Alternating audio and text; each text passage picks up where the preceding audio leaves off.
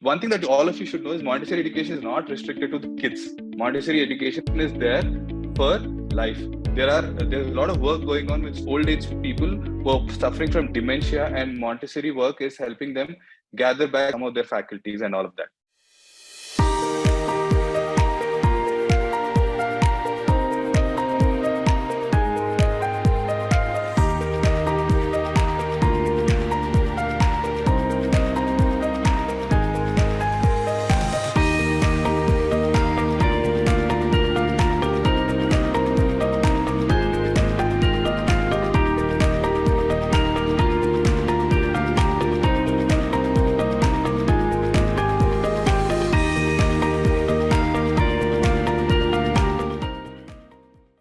One human being in India is very different from a human being in America or France for that matter, isn't it? So how we meet our needs, how we meet our tendencies in this environment shapes the human being that we are.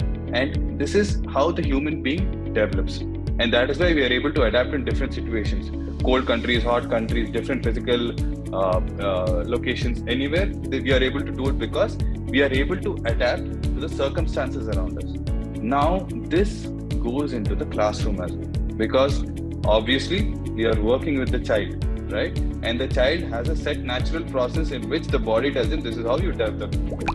We try to follow that process. We try to aid that process. That's why we call it an aid to life. Montessori education is an aid to life. It's not a curriculum for transaction. We never look at it that way. The child is developing. How do we support the child to develop?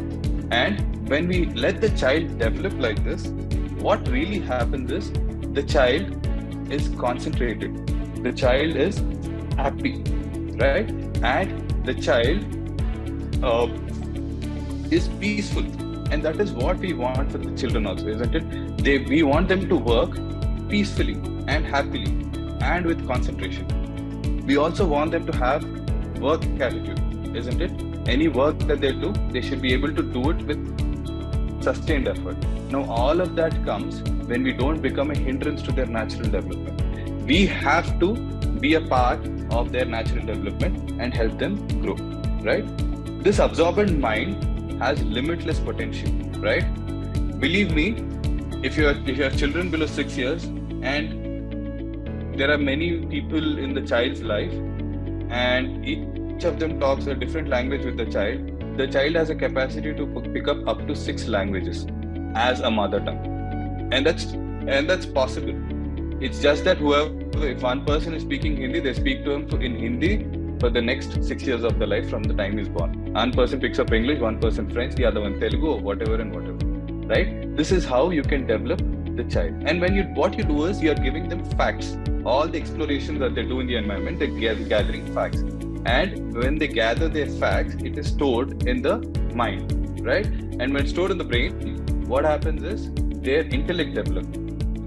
We want our children to develop their intellect, but that doesn't come through hamming up words and doing spellings and dictations. I don't know all of those things, right? It comes through these experiences and then they gather their facts, right? They are not logical learners; they are sensorial learners. So we have to work with them sensorially, so develop this intellect, right? This absorbent mind helps form the personality of this child. Finally, at the age of 6 years, what we have is a child whose personality is formed, which is a reflection of his environment. Now, if a child is born in a bad environment, is brought up in a bad environment, that is reflected in the child as well.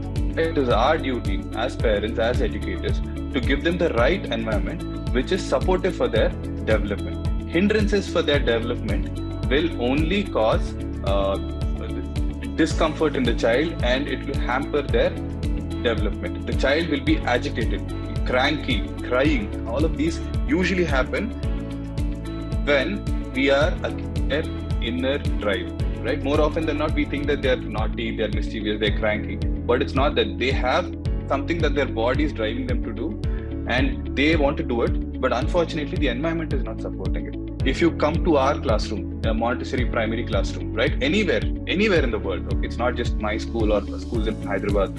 right? You will see children between 2.5 to 6 years, which is the time when they're in LKG, nursery and UKG, right? So all of them always work together. We do not have classes and grades. So it's a mixed age classroom, and each one is working with whatever they want. Adult is there to help them learn, give them presentations. We have material to work with the senses and all the other things. So they work with the material, and the children are working independently. Not everybody at the same time is working with mathematics, or everybody at the same time working with language. It doesn't happen like that. There are no periods. There are no washroom breaks. I mean, why is the bell telling you to go to the washroom, right? That's not how our body works. We have to know when to control and when to go, and that starts very, very early. Okay, so we don't have periods, we don't have intervals and all of that. It's just a work cycle where the children can come and work and grow. If they're interested, they can work with the same thing for an hour or a couple of hours, right? They have these urges that they want to fulfill, developmental urges, and once they fulfill, they automatically move forward, right? It's the same thing for us. I mean, in an analogy, if I tell you, a person who's graduated, what's the first thing that they want to do? They want to go find a job, right? We find a job, and then we go find a place, and then we start working, and then a couple of years later, we move on to a better job, maybe settle down, start a family, right? All of these things go in our head, right? This is like a linear progression of goals that we have, and we do this. I mean, we put an effort to achieve this financially, but these thoughts, we don't put an effort. Okay, I have to think like this. No, it just comes, whatever comes, we do it. And usually people follow this linear progression, right? And when everything is happening according to their plan, they're happy and they're satisfied, they're growing in life, they're always, content. But imagine if you're not graduated and failed one subject, right? What is your position then? You will not be able to do all of these things that you want to do, right? Your immediate thought will be stuck at finishing that backlog or whatever we call it, right? So that is how it is happening for the children at their level. We do not want them to get stuck developmentally. If that happens, then we are causing problems for the child, and then those developmental issues are going to be there throughout their life. So this is a very important and sensitive period for the child, the 0 to 6 years, and care should be given to make sure that the environment around them is developmentally appropriate, right? So now at the end of 6 years, right, you have this child who's picked up facts, information, knowledge from the environment around them, and he's developed his intellect, right?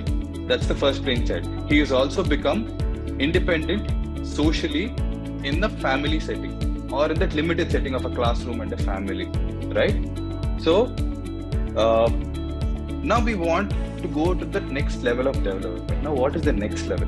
Now, when you go forward, you move on from a sensorial learner to a learner with a reasoning mind and imagination, right? So I'll give you an example, right? Think of a red Honda City, right? I don't think there's anybody who cannot think about a red Honda City. Everybody can make a picture of it. When I say red, you put the color to the car. When I say Honda City, you think of a sedan and not an SUV. You put 4 wheels, you put a steering, you put two seats in the front and a big seat at the back. You put a sizable dicky at the end. All of that you're able to do. Now, my question to you is, am I putting it in front of you to see it? No, right? That's not happening. You are using your reasoning mind and imagination to build that fact. But there are certain facts that are already there in you, like the color red, the word car, what does it mean? It's a fact. The word sedan, what does it mean? What is Honda City? What's a steering? What's a wheel? What's a tire? Everything is there. You're putting the facts together and building logic. This is the work of the second plane from 6 to 12 years. Okay? This is the work of the second plane. Scientifically, the child in the second plane is at the peak of their intellectual potential. Intellectual potential is at its highest in between 6 to 12 years. Any complex academic work that they can do, which is appropriate to them, can be done at that stage. Not in 10th and 12th. Probably if there was an IT entrance exam in 6 to 12 years of age for their age level, they'll probably do it less stressed out than compared to what they're doing in 12 to 18. Because 12 to 18 is the least. That's another story, right? That is not the time when they're supposed to be stressing about academics because of the bodily changes and everything, right? So this is the time when they have their peak intellectual capacity. They have the capacity to reason, and they're building the capacity to imagine. They're building both of them, and this work directly falls back on the work on the first plane. If they have enough impressions, enough facts, enough knowledge, their logic development happens better, right? Their reasoning happens better. Their imagination is better. So the development that they do in the first plane acts as a foundation for the development in the second plane. Now this child is a explorer, okay, intellectual explorer we call them. They love to explore everything. Dr. Montessori in one of her textbooks writes, by the end of this 6 to 12 years, the second plane, the child is ahead of their academic curriculum by 2 years. So 12 means 6th grade, right? 12 years is 6th grade. So they should be able to do 8th grade work is what she says. And she's not wrong, because we see that day in and day out, right? One thing that all of you should know is Montessori education is not restricted to the kids. Montessori education is there for life. There's a lot of work going on with old age people who are suffering from dementia, and Montessori work is helping them gather back some of their faculties and all of that, right? It is not permitted only to the kindergarten students. It's there for life, and we work at every stage differently, right? So this child is exploring intellectually. Now, what is the limit for his exploration? We need to think about that also. What are the limits for his exploration? If you say the textbook, then you're again developmentally hampering it, because this child is not designed to be restricted by a textbook and a curriculum. He just can explore. He can build that a mental castle of all those facts interrelated through logic, and then develop his intellect. So what we can give him is the universe and everything that is there in it, right? We provide him the universe in a structured way. How has the universe come about and what is it today? So, and they learn the universe. And through this, they move on to a next level of adaptation, from being a child in the home to becoming a child in the universe, right? They become a child in the universe. They have explored the universe. These children are also logical explorers, I've told you, right? So we give them the universe in a very structured way. We talk to them about the origins of the universe, right? How the universe has come about, to the creation of the planets, to creation of Earth, to the coming of life on Earth, and then to coming of human beings on Earth. And then what have the human beings done? There are two most important dimensions, which is language and number, right? We are able to communicate. Language means not the written script, okay? The communication. It then later became written, right? Communication and the ability to count. And then what happens is, when they progress like this, they understand how subjects come about, right? Development of the universe is astronomy. Development of Earth, geography, right? Development of life on Earth, biology. Development of human beings on Earth, human history, right? Inventions of human beings, language and mathematics. Subject areas come from the study of the universe. It's not that the subject areas are there specifically in one period at a time where they do a little bit of English, a little bit of social. No, it doesn't work like that. They learn about their culture. Their culture is the universe that they're born, right? And then through these explorations, they gather new information, either through facts or through the logical development that they have. Now we can give them information that is not readily available to the senses, and they will be able to take it, right? So this happens in the second plane, and they can move forward or backwards in time because of their reasoning mind and imagination. Think about it. You can imagine the future, you can think about the past, right? This is the logical child. And then our subjects are also very interrelated. We do not say this is a physics lesson, this is a social lesson, this is a science lesson. It doesn't happen like that. When we explore leaf, we explore the shape, which is geometry.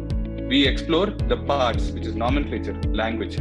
We explore the function of the leaf, which comes into biology and chemistry, right? Then you can count basically the number of leaflets, tell you what kind of roots they are. So you need to count the leaflets to figure out what root it has, right? So that counting, again, mathematics comes into that. right? So everything is interrelated, just like how the universe is. We do not break it up into subject areas and say, this is English, this is no. Everything has implication in all the other subject areas. That is what we try to do, right? That is Montessori. That is how Dr. Montessori has designed it, and that is how we implement it. So when we work with this, you will see that children love working with complex stuff. I will give you an example. I mean, this is something that, you know, and the other thing is, this doesn't happen once in a while for me.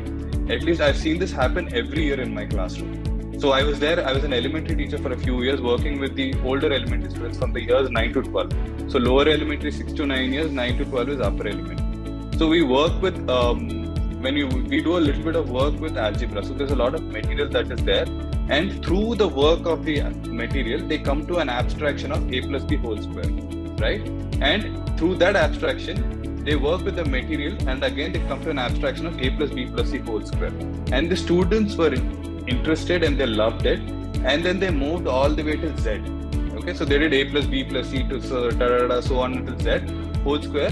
They made a chart, which is actually, if you know that regular color chart that we get, it was 11 charts long. Okay, they worked on it for 1 week or 1.5 weeks. I don't remember. They've painted it, they've colored it, they've written on it, and they've put in all the a plus b whole square, a plus b plus c whole square, a plus b plus c, all of that they've put in, right? And it is not the way we do it algebraically. You know, we remember, or we do that multiplication, distributive multiplication. No, it has come from the material, and they have imbibed the process, and then they just went on writing it. And this was done by 5th grade students, right? Or sometimes 6th grade students, they do. I remember a 4th grade child also doing it once upon a time, right? When I was in the elementary. So this is the capacity of the mind. I'm not saying that they have done something great. I'm saying that everybody can do this, right? It's not a once in a lifetime achievement for us. We see all of this happening day in and day out. If that one child does, some child does something else altogether. Language, they explore language, they write stories, they want to publish a book. Everything happens, and they have the freedom and flexibility to do that. And that is what an elementary work is all about.